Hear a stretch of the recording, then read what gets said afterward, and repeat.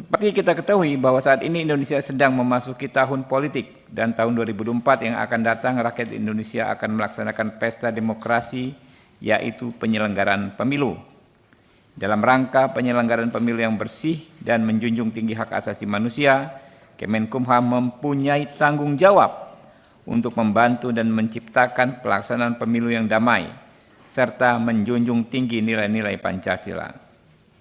Pada kesempatan yang baik ini dan dalam rangka menjalankan tugas dan pengawasan, maka Komisi 3 mengundang Menkumham untuk melakukan pembahasan yang berkaitan dengan yang pertama, dukungan anggaran dan program kerja yang telah dicanangkan dan dilaksanakan dalam rangka optimalisasi peran, tugas dan fungsi Kemenkumham untuk mensukseskan pemilu 2024. Yang kedua, rencana strategis dan kebijakan dalam rangka mensukseskan pemilu 2024, khususnya dalam menjamin dan melaksanakan pemenuhan hak politik atau hak pilih warga binaan sesuai dengan ketentuan perundang-undangan. Dan ketiga, strategi kebijakan dan realisasi dalam rangka menjaga netralitas, profesionalitas, dan integritas pegawai dan sumber daya manusia Kemenkumham dalam rangka menciptakan pemilu 2024 yang bersih dan kondusif. Untuk itu, kami persilakan Pak Menkumham untuk menyampaikan penjelasannya. Kami persilakan Pak Menkumham. Assalamualaikum warahmatullahi wabarakatuh. Boleh nggak ya saya? Yang saya hormati. Sebentar Pak Beni, interupsi silakan. Ya, Pak Ketua, Pak Menkumham. Silakan. Kurang terdengar Pak Beni suaranya. Tidak dengar, terlalu halus. Iya, terlalu lembut Pak Beni. Ya. Ya ini kan tahun politik Pak. Selembut-lembut lah. Di hadapan kita ini selain Pak Menkumham, ada Pak Menkumham. Siapa? Ya. Ada Wakil Menteri Hukum dan HAM yang apa ada yang tidak tahu status beliau ini yang oleh semua pihak diketahui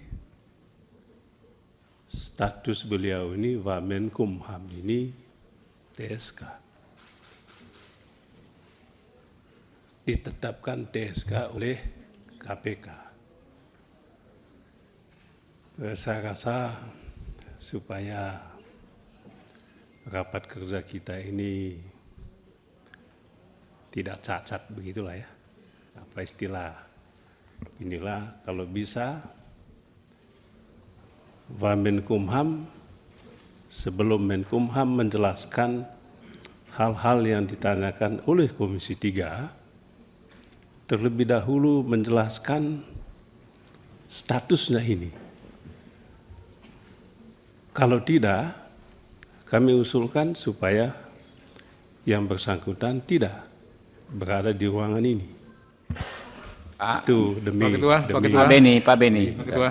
Sebentar Pak Ketua. Sebentar, bicara, belum selesai. Belum selesai. Ya.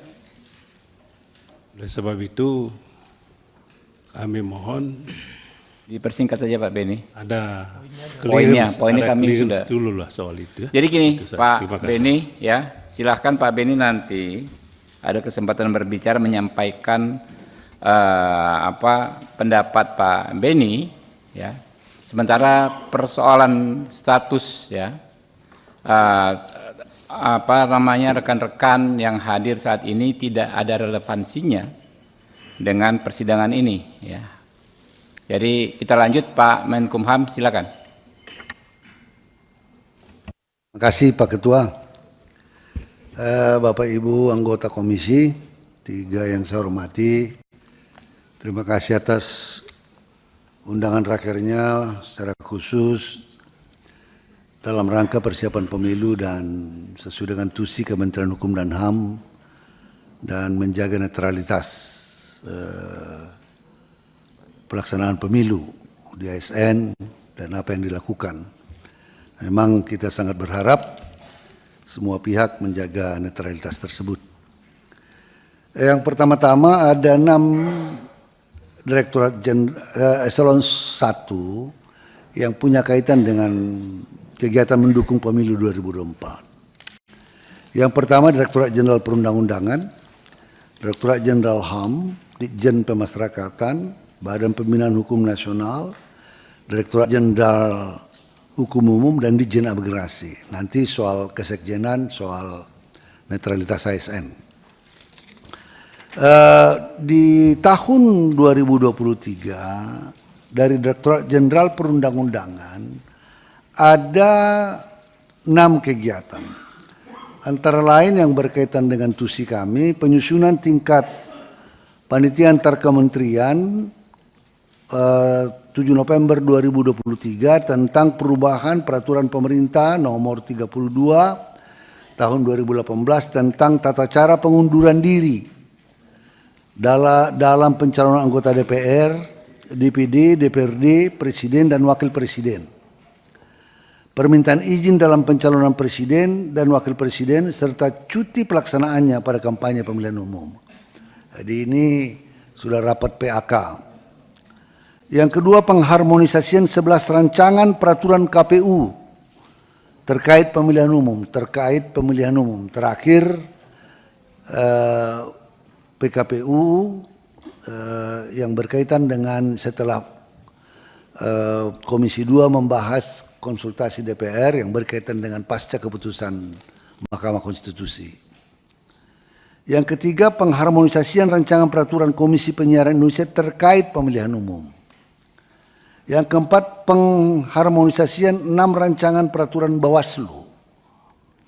Yang 5, pengundangan 3 peraturan Bawaslu. Dari 6 rancangan ada 3 pengundangan sudah. Dan 6, 28 perkara terkait pengujian Undang-Undang Nomor 7 Tahun 2017 tentang pemilihan umum terhadap Undang-Undang Dasar 1945, di mana 21 perkara telah diputus dan 7 perkara masih berjalan di Mahkamah Konstitusi. Itu yang berkaitan dengan Direktorat Jenderal Perundang-undangan. Yang berkaitan dengan Direktorat Jenderal HAM, pada tahun 2023 kita melakukan pelatihan sertifikasi mediator untuk meningkatkan kapasitas pegawai mengantisipasi pengaduan masyarakat terkait pelaksanaan pemilu 2024 yang melanggar HAM dan lain. Kegiatan ini diikuti sebanyak 80 orang tersebar di 33 kantor wilayah. Yang kedua, mensosialisasikan kampanye ramah HAM. Supaya jangan bentrokan, ramah HAM, menghargai disabilitas,